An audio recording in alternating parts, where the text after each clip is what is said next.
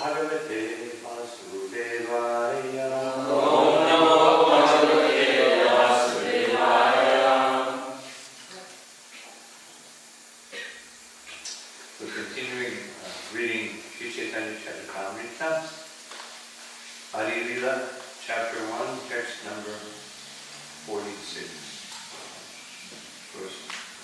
This is a famous verse. Acharyamam vichanyan namavitta karichit namartya prabhudya suyata svagati. From the Srimad Bhagavatam, 11th canto, 17th chapter, 27. So, this part of Sri Chaitanya Charitamrita is a little more philosophical, not so lila, and not so much lila in this particular part. But anyway, it's very important. This is the principle of Guru Tattva is one of the most important principles. Krishna Tattva and Guru Tattva. These two things aren't understood simultaneously. Otherwise, without Guru Tattva, we cannot have Krishna Tattva. We cannot understand Krishna Tattva. And without Krishna Tattva, or the true understanding of Krishna, we cannot understand the Guru. So these two eternal principles and essential principles for coming to the point of pure devotional service are simultaneously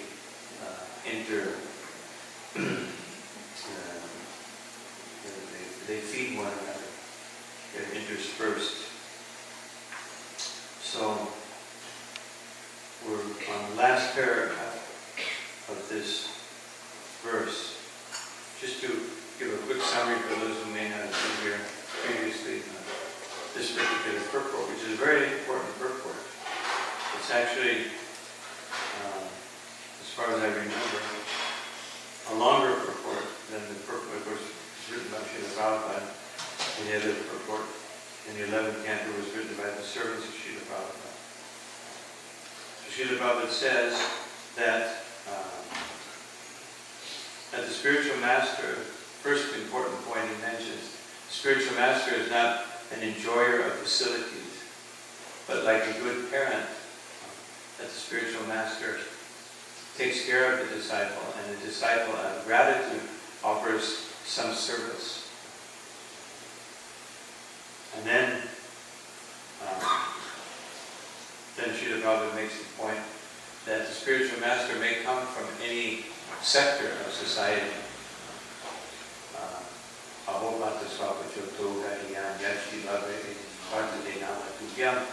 As Devabhuti, after hearing the instructions of Kapila, they said to her illustrious son that even if one is born in the family of dog eaters, if one chants the holy name with pure devotion, then one is qualified. This is the second point that Srila Prabhupada makes here, that the spiritual master can come from any sector of society, and also he can initiate anyone as a Brahmin, even a Shudra, if that. But of course, Srila Prabhupada emphasizes that they must be fully qualified.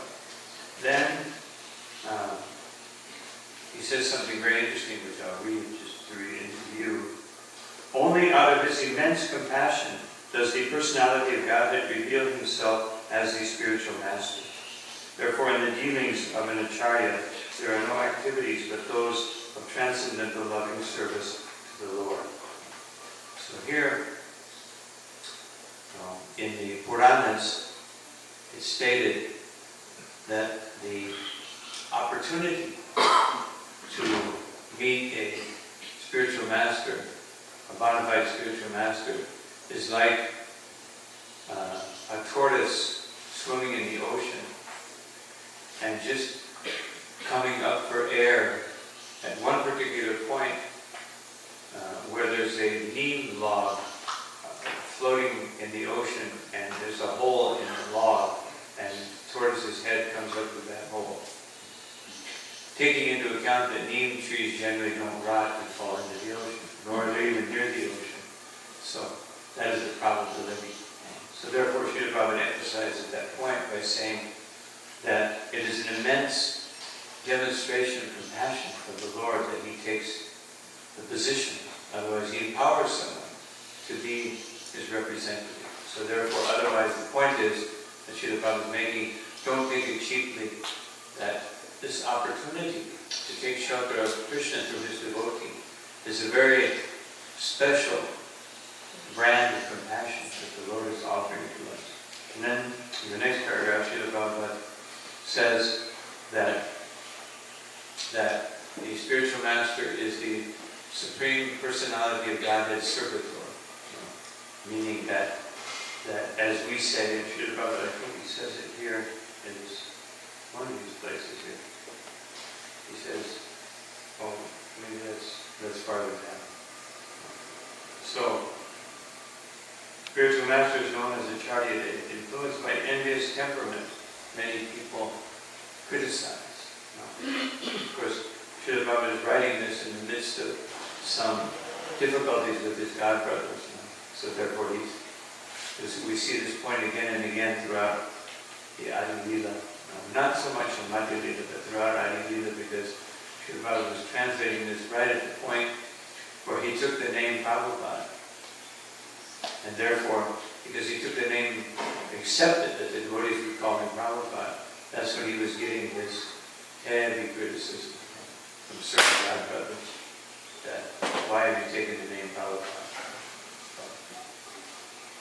And of course, if any of us were to take the name Prabhupada, we would probably get more criticism.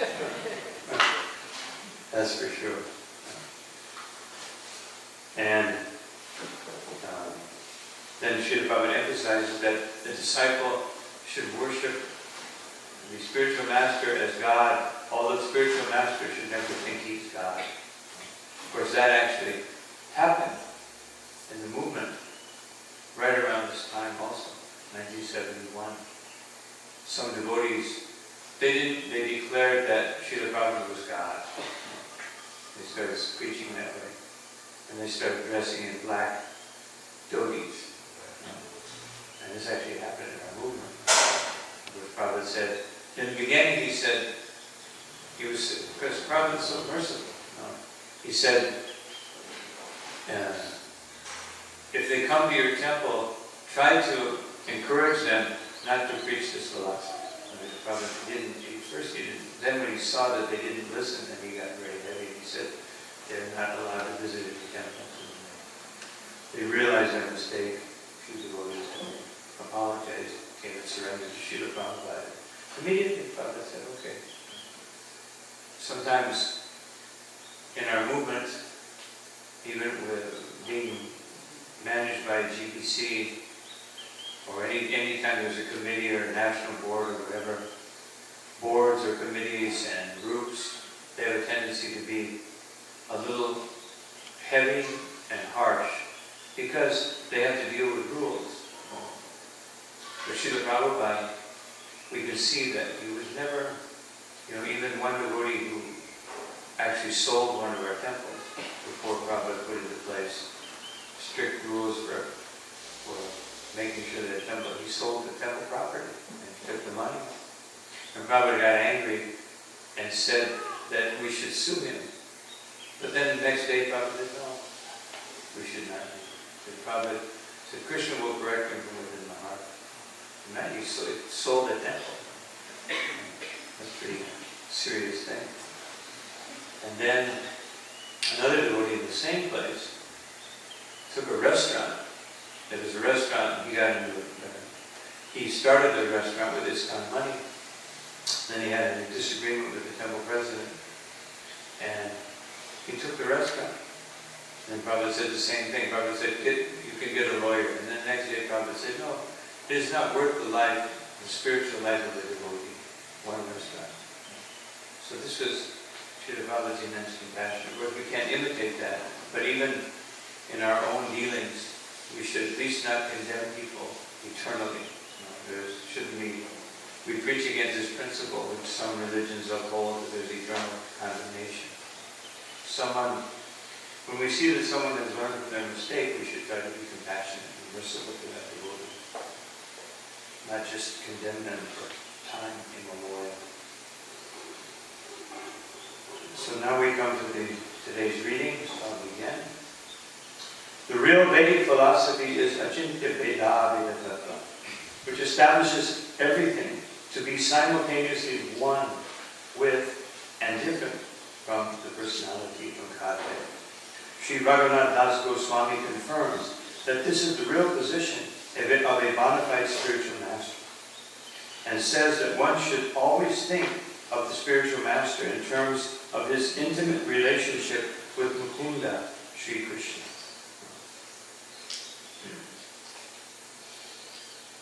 Srila Jiva Goswami, in his Bhakti Sandarbha 213, has clearly defined that a pure devotee's observation of the spiritual master and Lord Shiva as one with the personality of Godhead exists in terms of their being very dear to the Lord. Of course, this would be Omagyan and Shurum Niritam Nirasmai Sri Gurve Namaha Shri Chaitanya Manobhishtam Shakatanya Bhutale Swayam Pakatapani Ishva Bhaktikam Nama Om Vishnu Padaya Krishna Krishnaya Bhutale Srimate Bhakti Vedanta Swami Namane Namaste Saraswati Deve Gautavani Acharya Nirvishesha Shri Bhagavatam Jaya Shri Krishna Chaitanya Prabhu Nityananda Shri Radha Sri Gautavani Hare Krishna Krishna Krishna Hare Hare Hare Rama Rama Rama. This can be applied, or we can reflect upon the understanding, the misunderstanding that many Christians have, that when it's said by Christ, I and the Father are one, that means that Christ is God. The same principle, that Lord Shiva and the spiritual master are one with the Supreme Personality of Godhead in the fact that they are very dear to the Lord, but not that they are the same person. Actually, it's very interesting that in the 4th century of Christianity, 300 years after Christ, that there were two groups. Just a little historical information. One group were the Trinitarians. And the Trinitarians believed that the Father, Son, and the Holy Ghost are all the same. They're all God. And the other group believed that because Christ said, I'm the Son of God, that means He's the Son of God. But the ones from the second group, if you were caught preaching that philosophy, you were condemned to death. So, someone may criticize us for preaching, but at least we have a little more liberty nowadays. Very heavy. If you weren't a Trinitarian, you were a dead man. So that was it. We can see that certainly with all of our obstacles, we've come a long way in religious tolerance.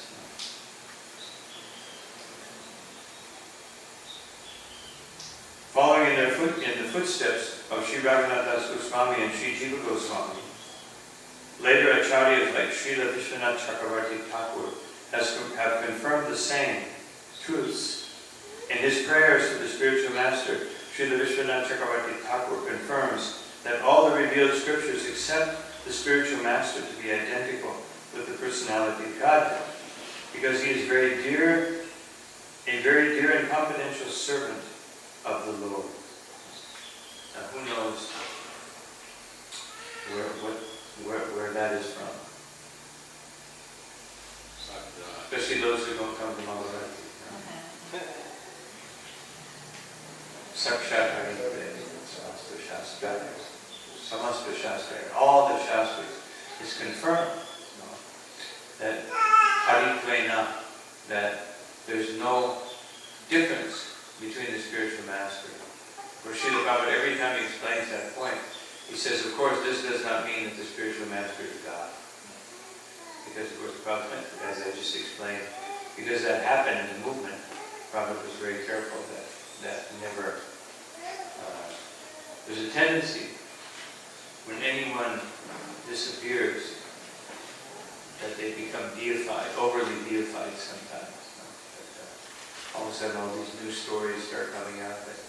I heard these things I never heard when Prabhupada was there, but afterwards, the devotees seeing him floating down the stairs, devotees seeing him do this and seeing him do that. All these things started emerging. We never heard those things. I don't know if I did, but we never heard those things when Prabhupada was here. But all of a sudden, like a few years later, he was floating in the air, he was doing this, he was levitating. Somebody saw him levitating. I heard this one. They peeked through the keyhole in his room, and he was levitating 3 or 4 feet off of his asana, all kinds of things like that. There is a tendency even in our movement, although Srila Prabhupada is the most glorious spiritual master, to over-deify, and convert him into something that he is not. When Srila Prabhupada was asked, one conversation, I think it was Jayadvaita Swami. Jayadvaita Swami said, "You said that the spiritual master knows everything." And Prabhupada said, "He knows everything that Krishna wants him to know. Not that he knows everything like Krishna. No one knows everything like Krishna." And Prabhupada said, spiritual master means servant of the Lord. So the servant is allowed, the Lord gives him whatever knowledge is necessary to preach Krishna consciousness. He empowers him. Even Parikshit Maharaj was bewildered by why did I do what I did. Even Arjuna, by Yoga Maya, was bewildered into acting like a conditioned soul. And these are eternal associates of the Lord who come from millennium to millennium to perform the same pastime. And so what to speak of someone who is actually in the function, performing the function of the spiritual master. We should, in the Shastra it says, one should not overly glorify, nor should one should not condemn anyone. But of the two, better to glorify, but not to over glorify, otherwise it becomes mythological. Gaudiya Vaishnavas therefore worship Sri Guru Dev, the spiritual master, in light of his being the servitor of this personality of Godhead. In all the ancient literatures of devotional service and in more recent songs of Srila Narottam Das Thakur, Srila Bhaktivinoda Thakur, and other unalloyed Vaishnavas, the spiritual master is always considered either one of the confidential associates of Srimati Radharani or a manifested representation of Srila Nityananda Prabhu. So, just to explain that last line a little bit. Otherwise, what is he? A representative of Srimati Radharani or a manifestation of Nityananda Prabhu? So actually both things can be present. If we examine again the songs of Vishwanath Chakravarti Thakur, to the spiritual master, which we sing every morning here in the temple, I would advise every devotee to sing every morning in their home if they can't come to the temple, which is most everyone.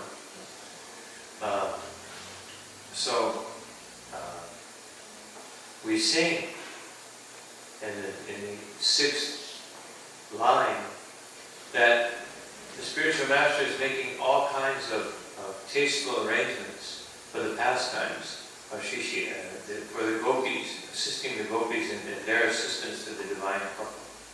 So what does that mean?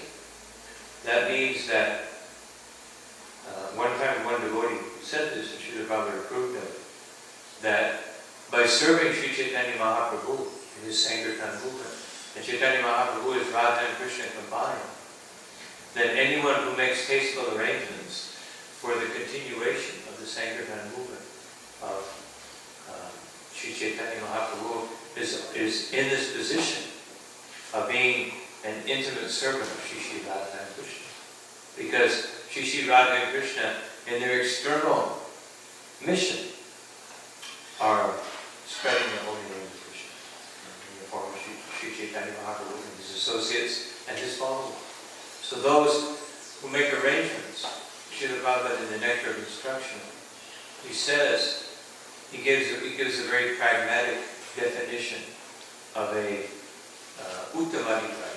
He says uttamadikari means one who 24 hours a day is thinking how to spread the chanting of the holy name, how to spread the mission of Sri Chaitanya Mahaprabhu. If someone is totally absorbed in doing that, blissfully absorbed in doing that, then they can be considered, maybe that's the lowest level definition of the uttamadikari.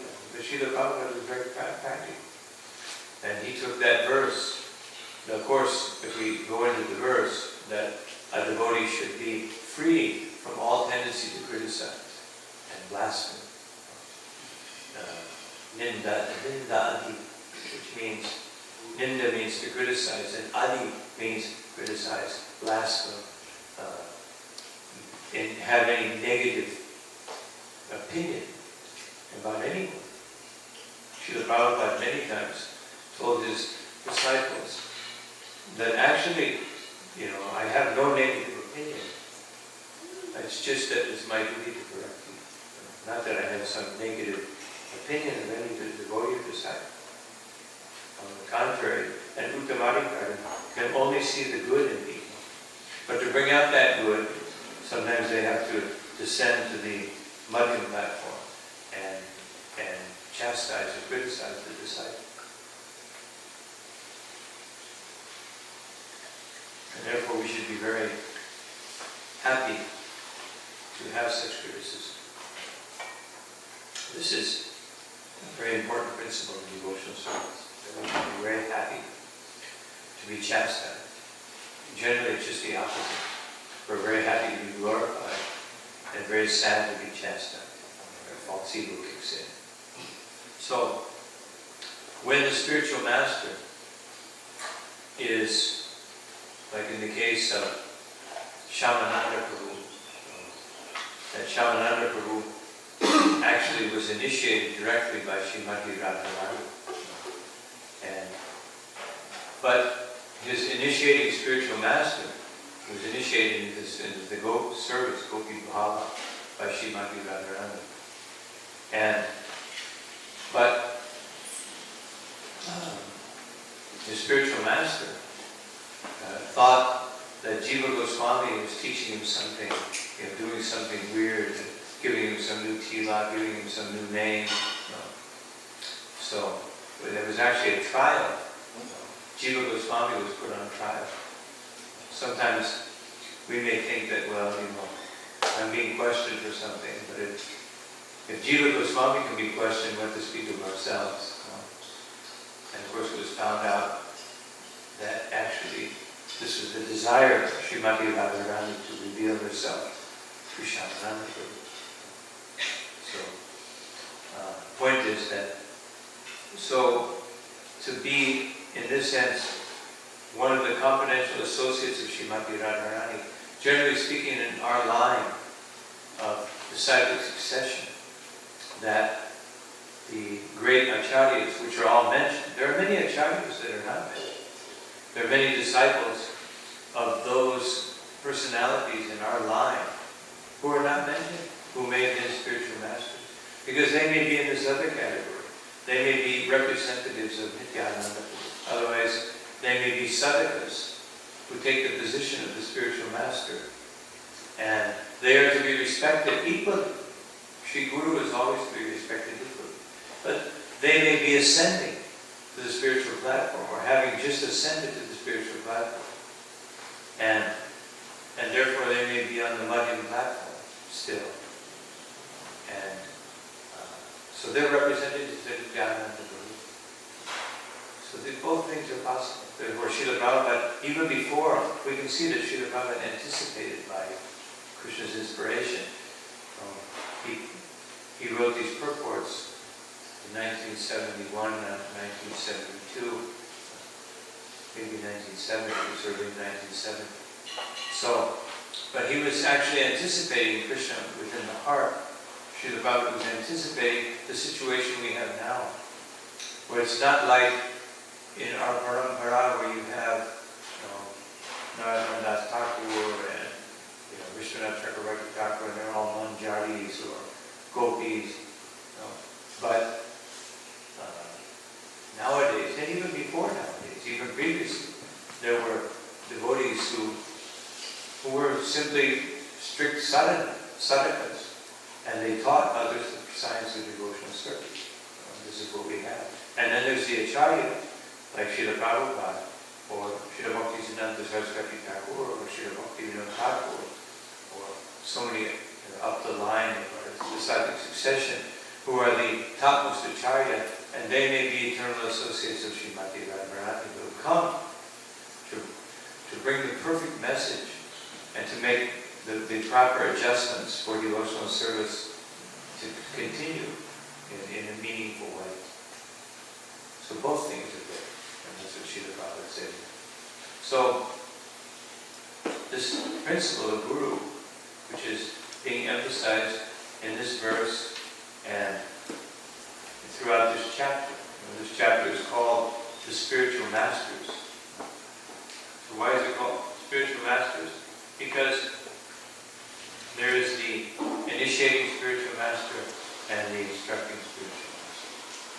And of the two, there is no difference.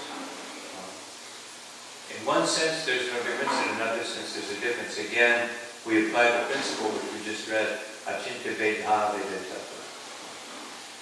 In one sense, essentially, they are giving the same inspiration.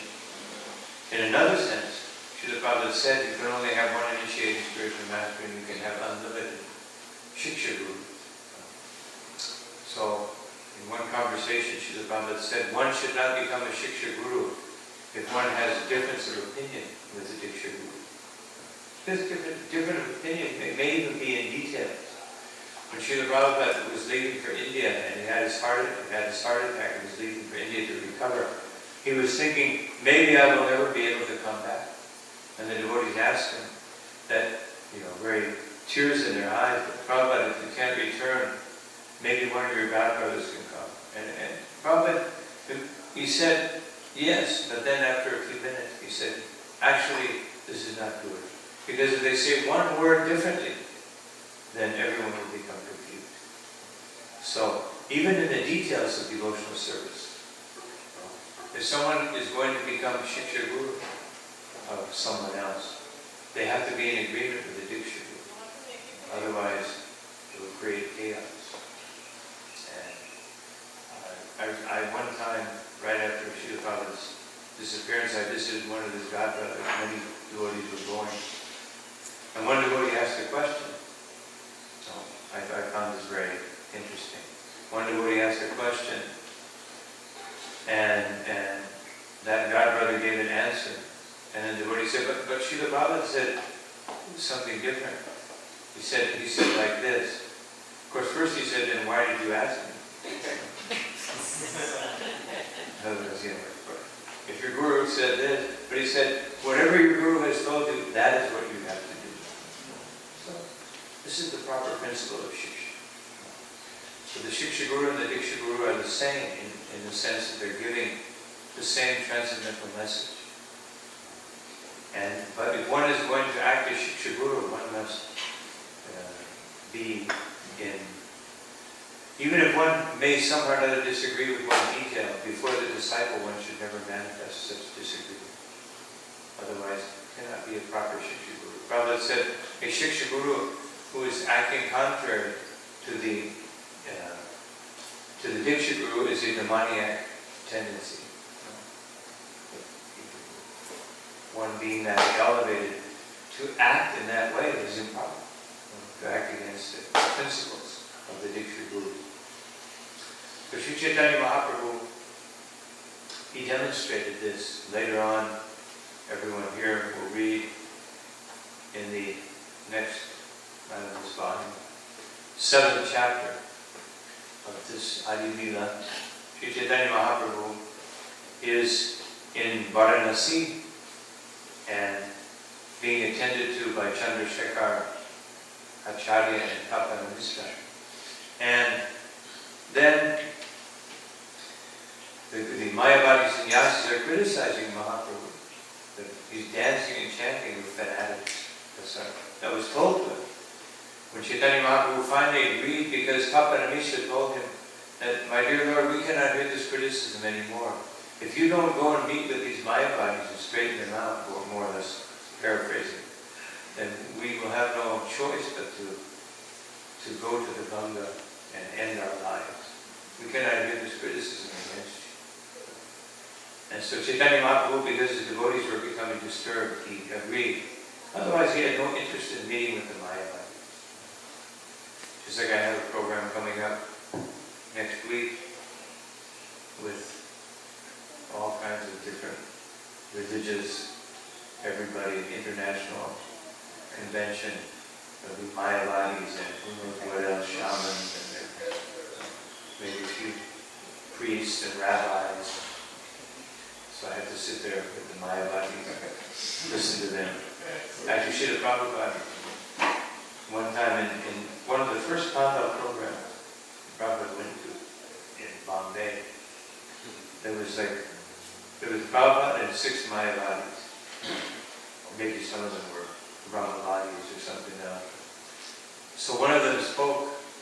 They had I think they had Prabhupada as the last speaker, or the second to last speaker, and they had these so-called prominent Mayavadis. So the first one spoke, and Prabhupada gritted his teeth and bared it. But when the second one started speaking, he said such nonsense.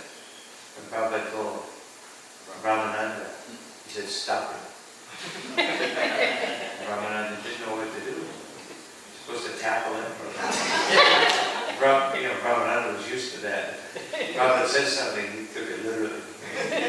So he didn't know what to do, and Prabhupada said, stop him. So Prabhupada got up, and he didn't know, trying to figure out how to stop him. Prabhupada said, no, kirtan. And so they started kirtan. And then the Mayavadi got frustrated and walked off the stage. But everybody was sitting in the audience. Prabhupada said later, everyone was sleeping. But then when the kirtan began, everybody became violent. And then Prabhupada got up and spoke about the holy name, and everybody was cheering. So definitely devotees don't like to sit with Mayavadi. So Mahaprabhu, this principle comes from Mahaprabhu. And then finally, he convinced them, and Prakashananda Saraswati, he said, then why are you dancing and chanting with these fanatics? These sentimental people. And Mahaprabhu said that I have no choice. No. My spiritual master said, Murka tumi tomar nahika vedanta. That you have no ability.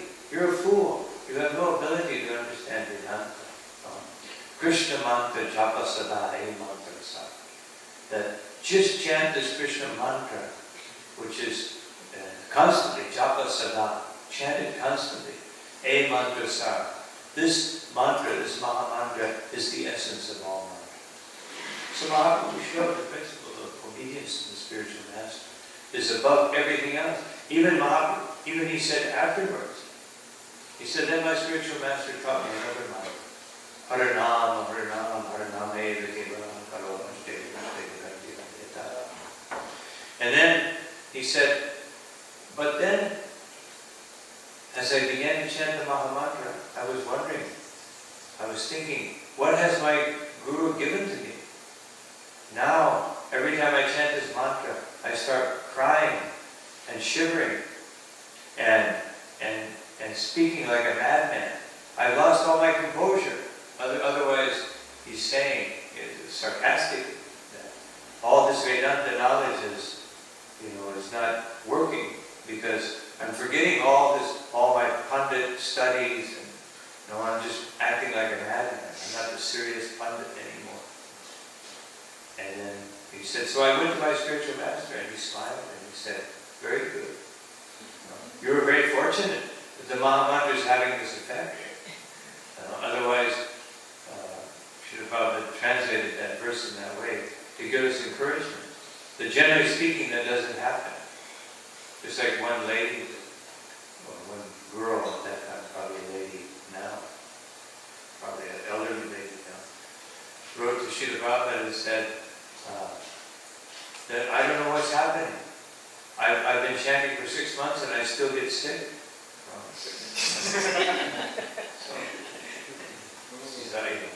So we shouldn't think that because we read something like that in Chaitanya Charitamrita, of course we're talking about Mahaprabhu, that he goes into ecstasy.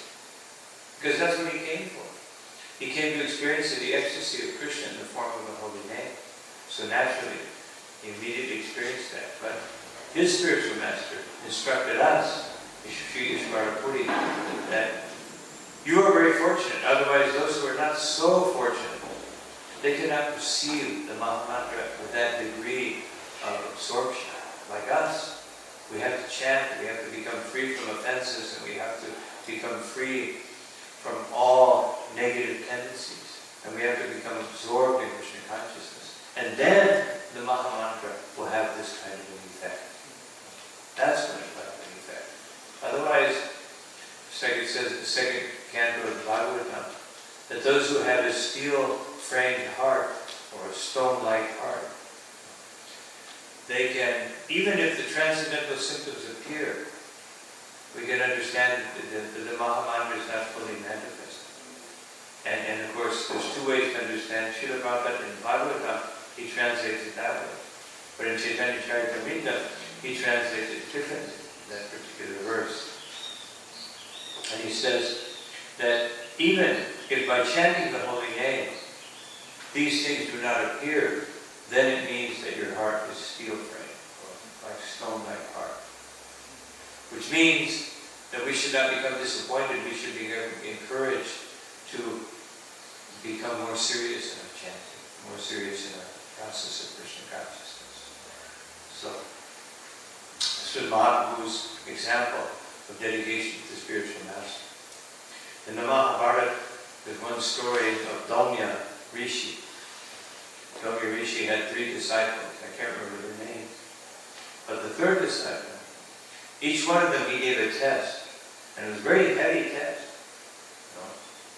I can't remember the first test, but the second one, there was in the irrigation, the agricultural fields, there was an irrigation leak.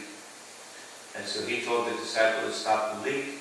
But the leak was so great that he couldn't stop it by packing in more mud. Like anybody who's been to Mayapur, you see the old system of Maya in India and China. You pack up mud around the paddy field, and then the water would be contained. But he couldn't stop it, so he didn't come back. It's like late at night, the spiritual master went out, Daumya Rishi went out with his other disciples, and they found him. He was using his body. He just lied down in the hole and was using his body to stop the leak. So Daumya Muni said, you have passed the test of obedience and dedication. But then the third disciple, he sent him to take care of the cows. And then he came back for taking care of the cows. And he said, so my dear disciple, I see that you were very corpulent, you were very strong and healthy. So what are you doing? I said, well, I milk the cows, I bring the milk, and then I take some milk. And he said, but I did not give you permission to take milk. Therefore I could see you're feeding yourself. Then he sent him out again, and he came back, and again he was still pretty stout. They said, so are you drinking the milk? No. What are you doing? I'm drinking the foam from the milk.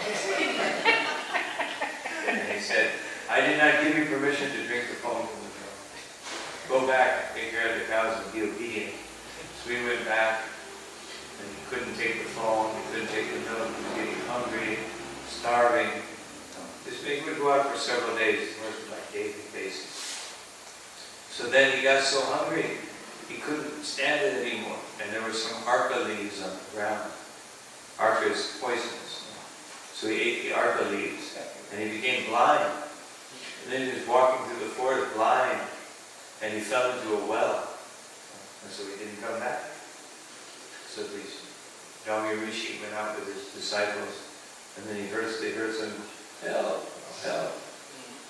And so they came and found him in the well, and so he explained what happened. And Daumya Rishi said, I'm very proud that you were so dedicated, that you would take my instructions so seriously.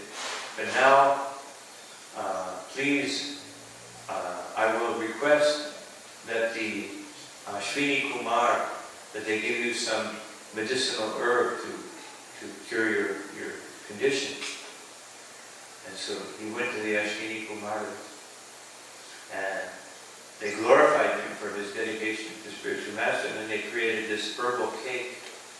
They said, so please take this, and you will be cured. You'll get your eyesight back. He said, no. I cannot take it unless my spiritual master gives him permission. And so he got permission from the spiritual master to take cake and got his eyesight back. So these stories are there to illustrate what is being said here. This specifically in this verse, but more generally through this whole chapter. A very important chapter of Chaitanya Charitamrita. We should see that the fact that this chapter of Chaitanya Charitamrita, but this is the first chapter, how important the principle of Guru is. The first chapter is about Guru. The second chapter is about the Krishna in the form of Paramatma and Krishna in the form of Narayana, etc. And of course the third chapter is about Lord Chaitanya appearing for his external reasons, and the fourth chapter are his internal reasons. But this is very instructive that this is the first thing that is taught by Krishnadas Kaviraj Goswami, because if we don't understand the principle of Guru, then we will not be able to advance in spiritual life. Of course, on the other hand, another important point is that even though we may have a bona fide spiritual master, or we may be engaged in a bona fide process, if one does not put one's own part, just like we were discussing the other day about initiations, that some people, when there's an initiation, they come out of nowhere and they want to be initiated. Here, yeah. Some of them, most devotees are not even seen, but then that means almost like Western religion, that there's a savior and I'm the saved. But the saved, just to be saved, the only thing they have to do is just connect up, make the, like plug in. Let me plug in officially. No. Srila Prabhupada said real initiation begins before the ceremony. That real initiation means that one accepts within one's heart the spiritual master, and the spiritual master accepts the disciple and their desire to serve. And then, as that relationship matures, then at some point there is initiation. It's not like, I want to be initiated. Or sometimes I hear, when will they initiate me? There's some group, some group effort. I've been around for many years. But every morning we're chanting, before chanting the holy name, that you may chant the holy name for hundreds of years, but you may never have love of God if you don't take the chanting seriously. So also, we may never feel the benefit of the spiritual master unless we actually obey. This is a very, very important principle that every devotee should meditate on, and especially the fact that this particular verse and this chapter and these verses, these center verses, which are being manifested right now, are very, very important, and one should study them deeply to understand what is the relationship between Guru and disciple. So I'll stop here. Just starting the next verse is a whole different concept of Shiksha. Are there any questions or comments? The prayers you say in the morning Mangal Arati, does it have an ascending process, like each verse brings you to a different level? Yes, that's how it is. First verse in Guru Vastakam is displaying the mercy of the spiritual master. The second verse glorifies the spiritual master being absorbed in the holy name. The third verse shows the non-envious and servitor position of the spiritual master in engaging his disciples. And the fourth verse, in his humility of just not even wanting to eat himself or take prasad himself, but just feeling transcendental pleasure, seeing the devotees taking prasad. Then the fifth verse is absorption in Radha and Krishna. The sixth verse is assisting Radha and Krishna. Seventh verse, that he is actually non-different. The Acharya is non-different from Krishna. And the 8th verse, the last verse, is that one should, with undeviating faith, one should have total dedication to the instructions and orders of the spiritual man because of those previous qualities. So yes, it's an ascending process.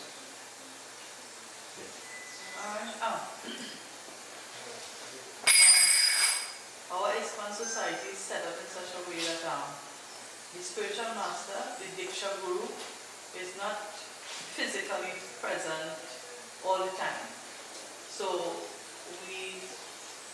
most of the time, we have to take instructions from his representative. And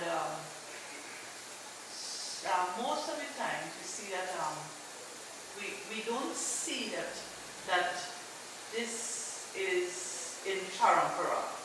So how is that detrimental to our spiritual growth? This question was asked to Srila Bhagavatam.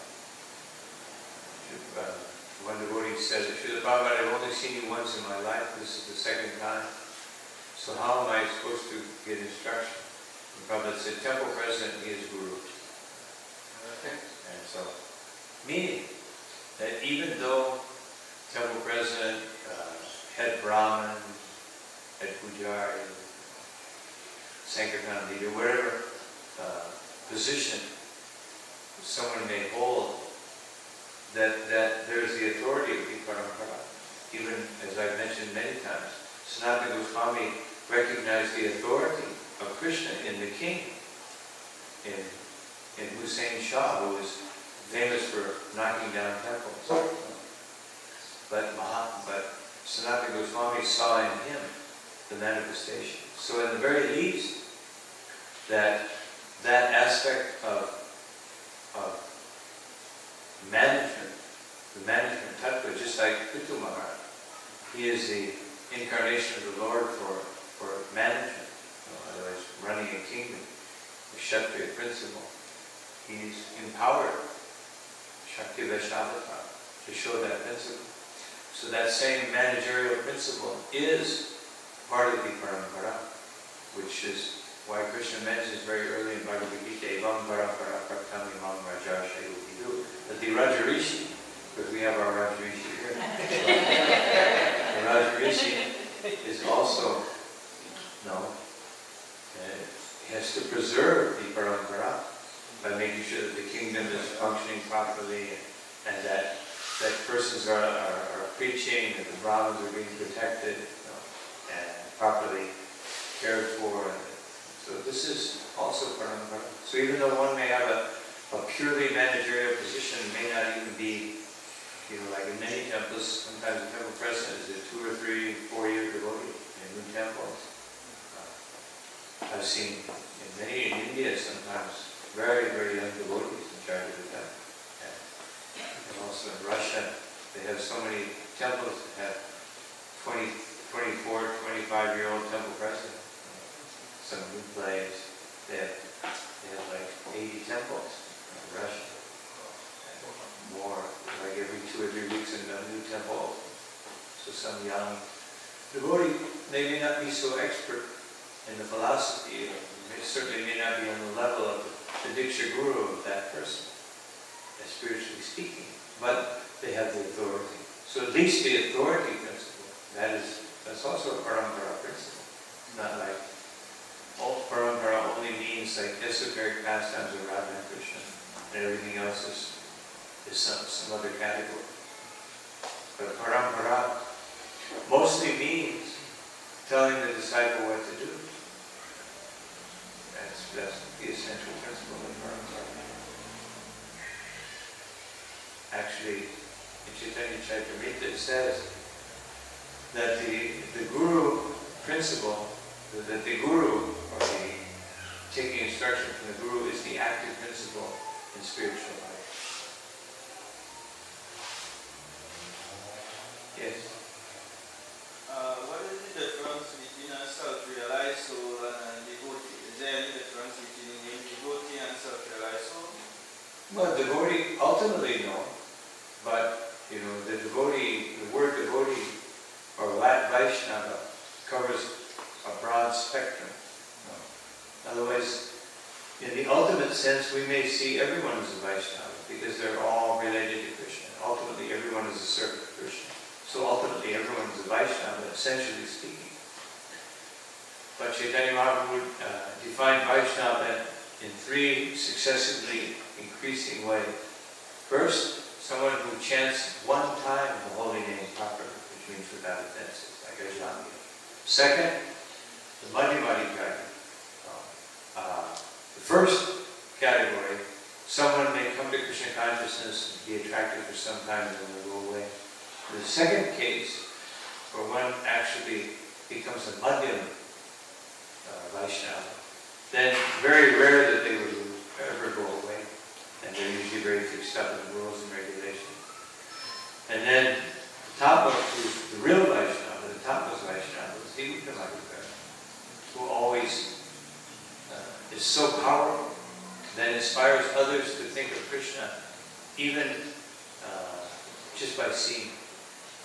Like Prabhupada was like that. People would see him and they would feel Krishna consciousness in their hearts. I mean, not like all of a sudden they're chanting the whole thing. They would feel a sentiment of Krishna consciousness. Yeah. Yes, Maharaj, you were explaining how the spiritual master is the representative of Lord Nityananda. Right? And but when he began to explain that, he was open. So I wanted to take action. I took that immediately. I heard a traveling sannyasi say that when we speaking Srimad Bhagavatam, or Chaitanya Charitamrita, the class is going on. We are taking darshan with your ears. And therefore you need to bow down before the when you That much, right? You know, get that last part, I couldn't hear you. Yeah, I heard from a traveling sannyasi here that when class is going on, you are taking darshan through your ears. So when the altar opens, you don't need to offer a Yes, you don't need to. Some devotees prefer to do that.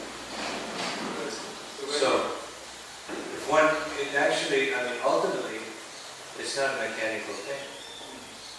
If one is absorbed in the Bhagavatam, then Krishna is manifesting in the form of Bhagavad Gita. So, there's essentially no need to bow down to the deity, because we're hearing. But, if I'm not hearing so attentively, I'll be more focused on the deity. So, then the deity opens. So it's not that one thing is correct and the other thing is not correct. But the idea of not bowing down means that we're supposed to be absorbed in the Bhagavatam. Yes. So because of that, because I looked at the deity, my mind went off of what you were saying. So if you could just repeat how the spiritual master is doing I lost a train of thought, train of points. When the altar opens. Yes. You know, it's not it's a detail. Otherwise, in Mayapur, when the deities open, I see half the devotees offer obeisances, half just continue to listen. And I see that almost everybody. So yes, whoever said that is right. It's not essential. But it can be done. Nobody's going to stop you and say, "Wait, you can't do, you shouldn't do that." Although I have heard people say that, but I don't agree. That I think it's according to one's realization. Whether one, and one shouldn't, I won't offer obeisances so everyone will see I'm a Madhyamadikari, please. That's worse. Better to offer obeisances. Otherwise, but if one is absorbed in the hearing, one wants to remain focused, then one doesn't have to offer obeisances. Yes, so now could you repeat how the spiritual master is representative of Lord Nityananda? How? Yeah. Can you explain? Well, because Nityananda Prabhu is preaching. He's going out and saving the fallen conditioned soul. So, Srila Prabhupada is basically saying at the end of that purport that both things can be there. Ultimately, one can be an eternal associate like Srila Prabhupada or Srila Bhaktisiddhanta Saraswati Thakur, and at the same time, go out and save the conditioned souls, like even the six Goswamis. Although they didn't go out and distribute books, so to speak, but they would preach to people, and they would gather together and churn the ocean of nectarian teaching, so that the Nityananda aspect, the Radharani aspect, or the Radharani and the Gopis aspect, is that one's internal mood. But externally, one should act like Lord Nityananda and go out and give Krishna consciousness to others. Even if I'm a grihastha working very hard, I can invite somebody over for Saturday night, take some prasad, and preach some Krishna consciousness to them.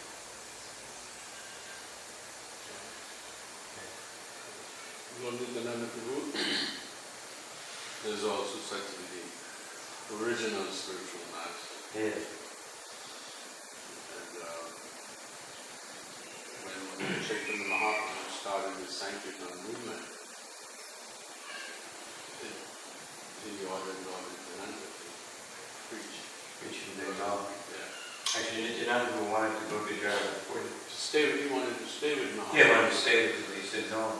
He said, if you stay here, Prabhupada said, Chaitanya said, if you stay here with me, then you will preach in Bengal. So we have to go. And it's important to know at that time, there was no books. Yeah. The books hadn't been written yet. Yeah. Yeah, preaching meant hearing the holy name. So they said Nityananda Prabhu in the marketplace.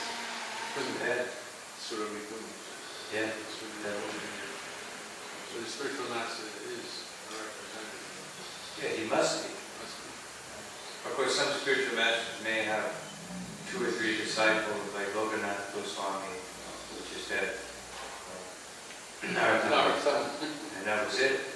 Or Gorkishore Balaji, who just had Bhakti-Siddhanta Saraswati Thakur, because they were in the mood of Uttamadikari, so they weren't acting as representatives of Nityananda. They were acting as eternal associates. So that's a distinction. Both one can perform both functions, or either one of the functions, according to one's level of advancement. The Prabhupada was very much, you could say, in the mood of Lord Nityananda Prabhu. And that Lord Nityananda, he would say, Lord Nityananda delivered just one set of Jagai and Madai. But Prabhupada came and delivered thousands of Jagais and Madai. As our Prabhupada says in first canto, he said, at the time of the Pandavas there was only one Dhritarashtra, and now there's one in every home.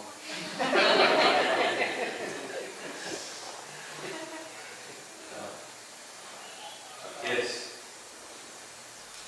Keeping in the line of spiritual master, the trickle-down effect when we look at each other and we say Prabhu, does that not develop a feeling of love and a sort of shield against apparat when we say Prabhu, meaning that we can learn something from each other? Could you elaborate? Yes. You see, our movement nowadays is a congregational movement.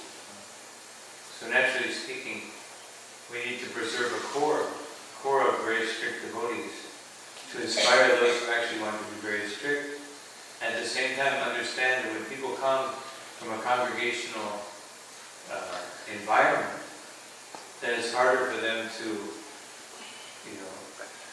take in or to absorb or to practice everything. Just like in the days when the movement was an ashram movement, it was black and white. You were either a devotee or a demon. There was no gray area where you were a devotee with some demoniac quality. Although that was also there. Actually, Prabhupada said, and I can't remember where it is, I read it once. He said that gradually, as we chant Hare Krishna, meaning he was talking about initiated devotees, gradually we're giving up our demoniac tendencies. So yes, the present situation in the movement is such that many people come, they may only come for prasadam, or they may just come to chant. And that's what it means to have a congregational movement. So many different degrees of seriousness. When previously it was like, if you chanted 16 rounds, followed the parade until you lived in a temple, or you were a farmer. It was like much more defined, black and white.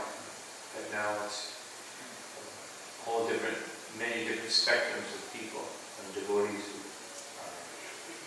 who have different levels of realization. Any other question? The season starts to prayer.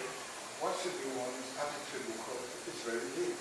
You have been doing all this time they said you must stay the Shishastika prayer. But you say that right, it's very deep. So what should be one's attitude? Like all we have done so more. What should be one's attitude in saying? Because it's very deep. Shishastika prayer and everyone will say. We want to be eternal servants of Shri Shri Radha and Krishna. So that's what we want to attain, that's what we want to achieve.